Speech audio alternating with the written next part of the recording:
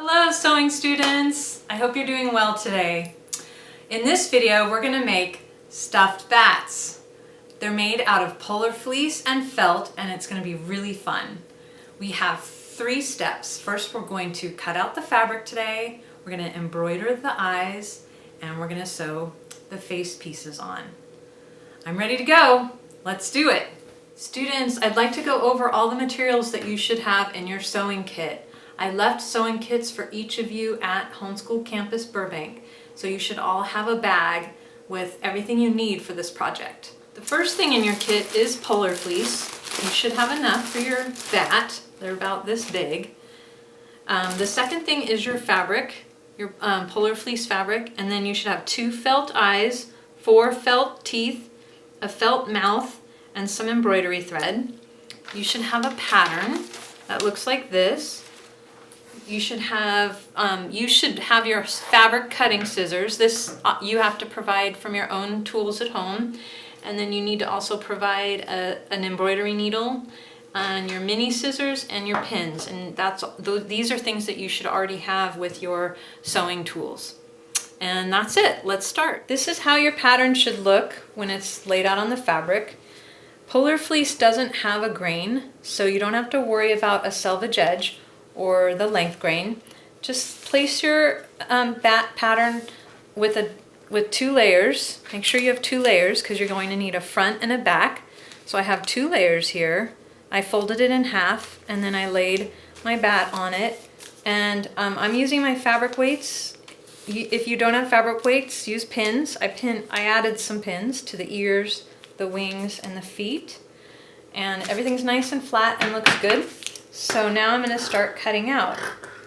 So you guys just want to cut right along the edge of the pattern as close as you can. It's a little bit tight. The pattern's a little bit tight, so you might need, like right there, I'm having trouble getting to that corner, so you might want to come over to the foot and then start cutting there like this. And then what you can do is you can turn the pattern, rotate it, so that you can get to that tight angle. Like that. See how I got that nice and clean? And I'm going to do that again. Now I'm going to come over here and get up into this angle, and then I'm going to come in here.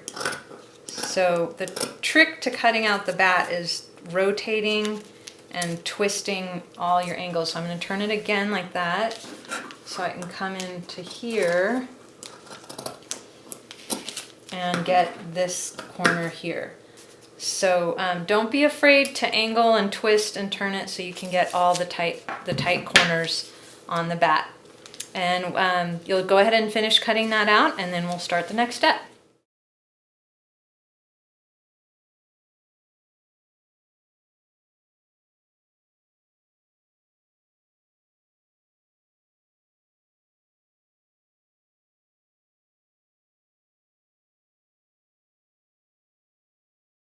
So now I'm going to show you guys how to embroider the eyeball on the eye for the bat. So we're going to do this little eyeball here. So you take your embroidery thread and thread your needle. I showed you guys how to do that in the first video. And then I'm going to tie a knot. We only need 1 layer of embroidery thread. So you're going to have a nice tail, like a 6-inch tail, and then 1 layer. So then down here, the way I tie a knot is I just wrap it around my finger and I make a big knot. It's kind of ugly, but it's going to be hidden. And I'm going to eyeball my center. I just take my needle and come up in the center of the eye. And then I come up 1, and then now I'm going to go down. I'm going to space it out about 1/8 of an inch. And I'm just going to kind of go back and forth making crisscrosses. It's up to you how you want to do it. You can be creative. You just want to make an eyeball. If you just want to have 2 X's, or if you want to make a perfect circle, I'm just coming up with my needle and going down.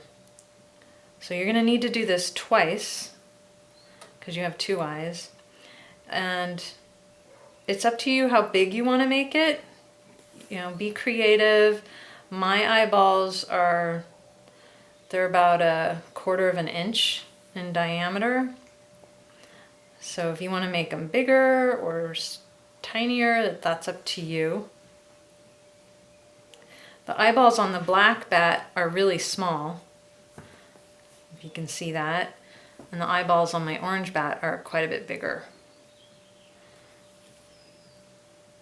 So it's kind of just up to your taste level.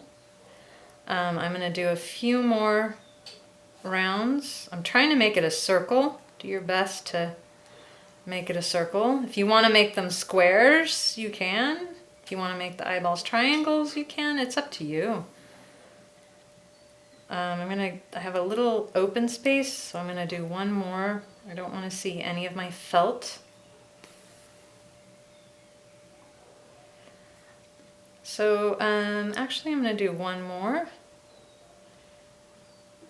Again, you know, I'm just looking at it and trying to decide what I think looks good. So that's what you're going to do too.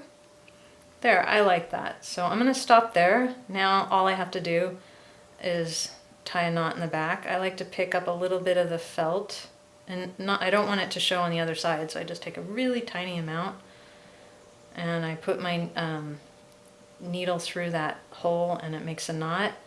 I like to go through it again. And it's kind of messy in the back, but once we sew the eye on, no one will be able to tell. So that's good enough. And then you just take your scissors and cut it off. And you're going to do that with your second eye. You're going to do the same thing. And then after you're done embroidering the eyes, then we're going to figure out where you want them to be. So I like them just about like this. About, I'll tell you how far down they are from the top. So they're like 2 1/4 inches from the top of the head. So remember, you're going to have a 1/2 inch seam allowance. We're going to do a 1/4 inch seam allowance all the way around. So remember, it's going to be smaller. But 2 1/4 inches down, and then from this side, it's 2 inches. And this side, so let's make both sides about 2 inches. There we go. And then there's about a little more than an inch between. So 2 inches from the edge on their cheeks, 2 1/2 from the top of the head, and then about 1 1/4 inches in between the eyes. And then you'll go ahead and pin them on. And we're going to go over to the sewing machine and I'll show you how to sew the eyes on using the sewing machine. Okay students, I'm at the sewing machine now, ready to sew on our eye. So the thing with the eye is we're going to use a special stitch. I'm going to use stitch C for me, so you'll need to change. You'll use your knob and you'll find a stitch that you like. You might want to play around a little bit with it and test different stitches. But we don't want to use the regular straight stitch. We want to use a fancy stitch that will cover the eye. So you'll see it now when I'm doing it. And the eye is a circle, so it's a little bit trickier to sew. I don't need to back stitch because the special stitches don't require that. But if you just noticed, I had to pivot, so you'll definitely need to pivot quite a bit. So with my needle in, I'm doing another pivot, and I'm going to put my needle down again and do another pivot. Put my needle down and pivot again. So you have to pivot quite a bit to keep the thread on the eye. I'm going to take out my pin now. You always want to take out your pins so you don't run over them with your needle and hurt yourself or break your needle. I'm going to make sure my needle's in before I turn again. I'm just checking my stitch to make sure everything is okay.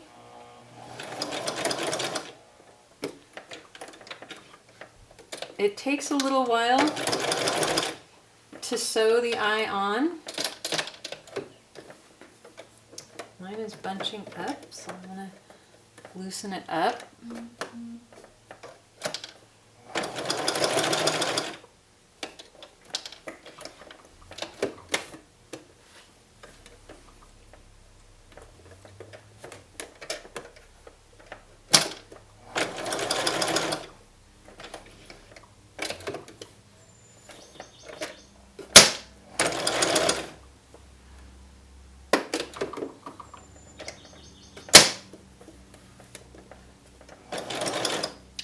There we go. So now my bobbin's a little stuck. This happens to everyone. So I'm just gonna clip that thread. It got a little tight, and loosen it up. And I'm gonna show you what it looks like. So this is what it looks like. The stitch that I chose has this triangle shape in it here. Kind of like a heartbeat blip. It blips up and it goes straight. It blips up and it goes straight. So I like that one because it's almost like a quilting stitch. You might want to use your zigzag stitch. That would be fine as well. So go ahead and sew on your eye, and you want to do the other side the same way as well. And that's it for sewing on the eye. So this is what the eyes look like once they're sewn on. I used this decorative stitch on mine. So I am encouraging you guys to maybe test some different stitches and find out which one you like the best. Now we're going to sew the mouth on. So the mouth is about a 1/2 inch from the eye down. So I measure a 1/2 inch from the eye down, and then I'm just centering it between the two eyes like this. And I pinned it on, and I changed my stitch.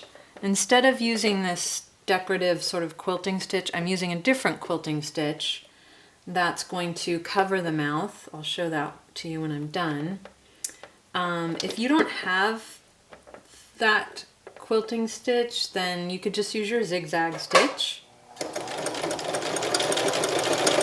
And I have the width set at 7. So my stitch width is at 7, and it perfectly covers my mouth.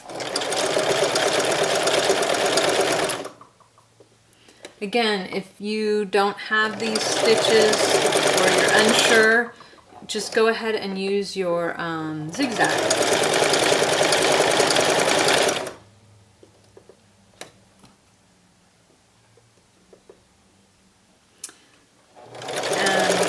Sometimes the mouth might move a little as you're sewing it. The polar fleece is knit fabric, and it will stretch a little bit. So sometimes that happens, but that's okay. I'm going to trim my threads and show you what it looks like. So it looks like this. The stitch I used covers the mouth perfectly. I didn't get the whole mouth here at the front, so I'm going to actually go back and fix that. But that's what this stitch looks like, and we're done with the mouth. So now we're ready to sew the teeth on. You have 4 teeth, and we're going to go back to the straight stitch, my A, which is my regular straight stitch. So I switched back to that. You can place the teeth however you want. This guy has his teeth with 2 in the center and 1 on each side like this. I just decided to do mine the same way, but you could turn the teeth up like this if you wanted. You could go like that. You could put 2 together on this side and 2 together on that side. It's up to you. You could do whatever you want with the teeth. You could just have 1 tooth, or you could have them all together in a straight line. So it's up to your creativity. So again, I'm using my straight stitch, and I've pinned them where I want them to be. So now I'm going to sew. You might want to think about your thread color. I'm just going to keep using this blue color.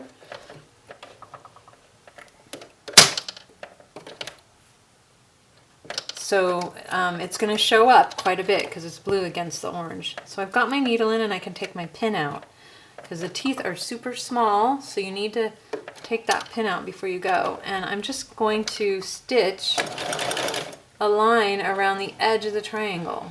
So you have to go very slow because the teeth are so small. And then with your needle in, you're going to pivot to get around to the other side. I'm just stitching right on the edge of this felt. I haven't measured any distance. I'm just going as close to the edge as I can go.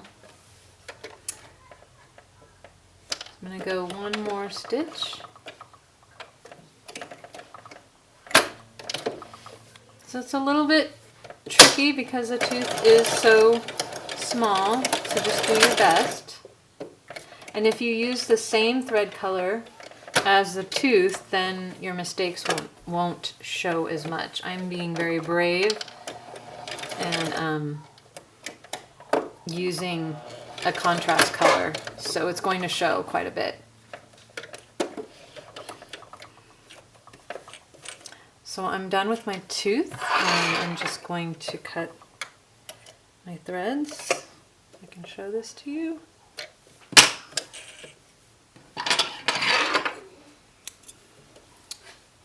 So here is my finished tooth, and again, I didn't measure the edge, I just tried to go as close to the edge as I could, and I sewed a straight stitch around it, and you're going to do the same thing. If it looks a little rough, that's okay, that's part of the character of the project.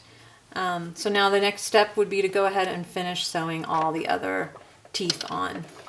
Okay, so you go ahead and do that right now. Thank you. Great work today, students. Next week's video will show you how to finish the bat, sewing the front and back all together, and then stuffing it and sewing up the hole. That's it for today. Thank you.